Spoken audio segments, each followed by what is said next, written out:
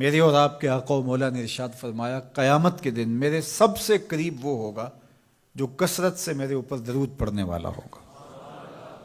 تو یہ حضور کی قربت کا ضامن ہے درود، تو اس لیے اپنی اولاد کو حضور علیہ السلام پر درود پڑھنے کی ترغیب دو۔ بچپن میں ہی اپنے گھر کے اندر مجالس درود قائم کرو، روزانہ کی بنیاد پہ ہو تو بہت اچھا، نہیں تو ہر 8 دن کے بعد ایک دن ضرور متعین کر لیا جائے۔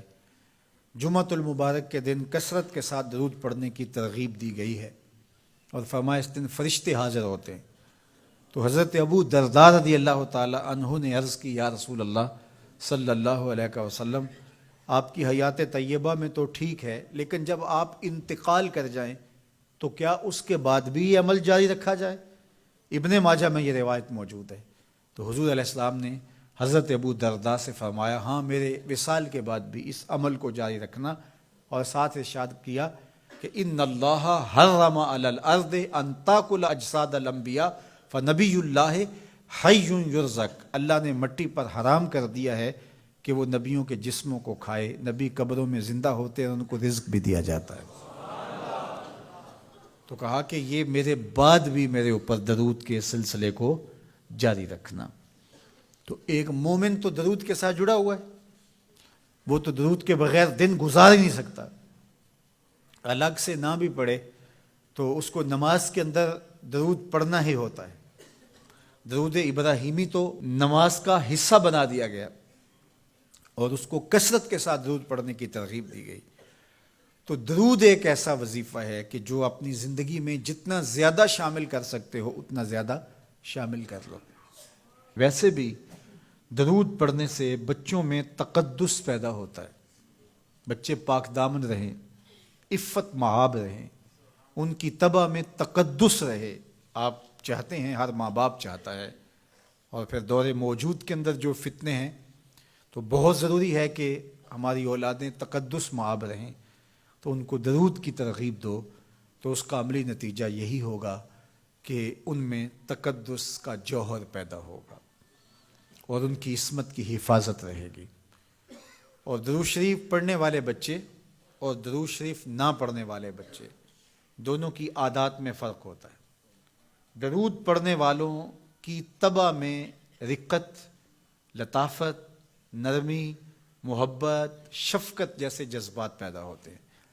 یہ درود شریف کا عملی نتیجہ ہے۔ بعض لوگوں کو شکایت ہوتی ہے کہ ہمارے بچے بڑے اکھڑ ہیں، بڑے تند مزاج ہیں، بڑے سخت گیر ہیں، تو اس کا علاج کیا ہے؟ تو اس کا علاج یہی ہے کہ ان کو درود کی تسبیح دو۔ درود اکڑ توڑ دیتا ہے، طبیعت کی تندی نکال دیتا ہے، طبائع کی تلخیاں ختم کر دیتا ہے، محمد عربی کے نام کی مٹھاس پیدا کر دیتا ہے۔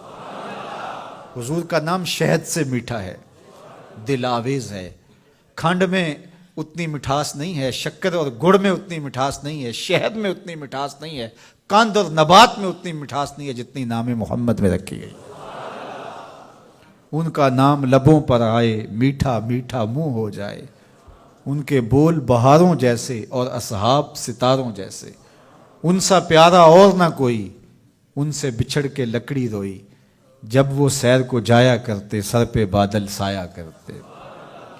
میرے شہر کے ایک پنجابی شاعر ہیں، انہوں نے تو قلم ہی توڑ دیا نا، تینوں سینے دی میں ٹھنڈ آکھاں، اگر آپ کا ذوق ہو تو،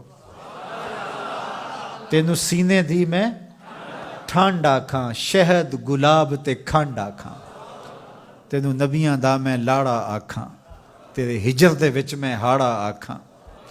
تو ان کا نام ہی میٹھا ہے، دل آویز ہے۔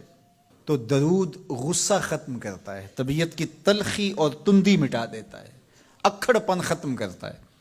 تو آپ اگر چاہیں کہ اولاد اکھڑ ہے تو ان کو کسی طرح درود پہ لے آئیں، درود کی تسبیح ان کے ہاتھ میں دے دیں، تو ان کی طبع میں نفاست بھی آئے گی، ان کی طبع میں لطافت بھی آئے گی، ان کی طبع میں رقت بھی آئے گی، ان کی طبع میں محبت بھی آئے گی، ان کی طبع کے اندر جو ہے وہ لیاقت بھی پیدا ہوگی۔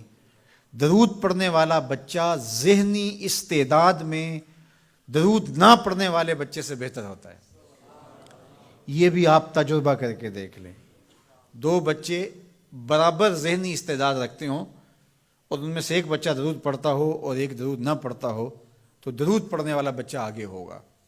یہ درود کی برکتیں ہیں، یہ درود کی رحمتیں ہیں۔ تو درود کثرت سے پڑھنا اپنی اولاد کو سکھائیں گے۔ ہفتہ روزہ آپ محافل کا گھر میں انعقاد کر لیجئے اور اس میں صرف دروشی پڑھ لیجئے، تو انشاءاللہ اس سے آپ دیکھیں گے کہ اولاد کو اس کا فرق پڑتا ہے۔ یہ تربیت کا ایک آسان نسخہ ہے اور یہ وہ وظیفہ ہے جس سے تھکن نہیں ہوتی، یہ وہ وظیفہ ہے جس سے طبیعت میں تلخی نہیں آتی۔ کہتے ہیں وظیفہ میں نے پڑھا ہے تو وظیفہ پڑھتے پڑھتے میری طبیعت میں یہ ہو گیا ہے، وہ بعض کہتے ہیں وظیفہ الٹ پڑ گیا ہے۔ بڑے وظیفے الٹ پڑھ سکتے ہیں لیکن درود الٹ نہیں پڑتا، درود ہے ہی سیدھا، یہ الٹوں کو بھی سیدھا کر دیتا ہے۔ تو درود پڑھیں اور یہ منہ بھی میٹھا رکھے گا، یہ دل بھی ٹھنڈا رکھے گا، یہ دنیا بھی ٹھنڈی رکھے گا اور آخرت بھی ٹھنڈی کر دے گا۔